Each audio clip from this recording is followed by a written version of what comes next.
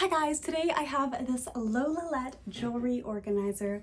This is very sturdy. It has this nice metallic frame. You have 2 rows to put your necklaces on, and then these adorable little shelves to put keys, sunglasses, and whatnot, sort of just like a knick-knack shelf.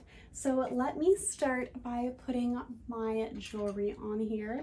I have a lot of chokers. They are kind of my favorite, and I love little organizers like these because they let me know everything that I actually have, and so I'm much more likely to actually wear it, which is very good because I can't stand when I have really cute pieces, and then because they're tucked away in some drawer somewhere, I never end up actually putting them on, and then I don't accessorize.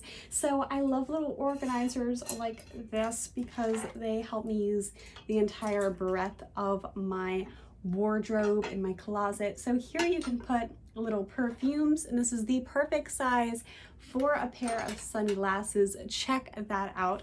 And then down here you can put whatnot.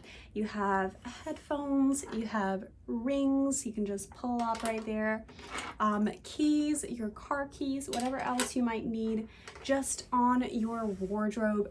And by putting things in this little organizer, it looks so much better than just having them sitting around.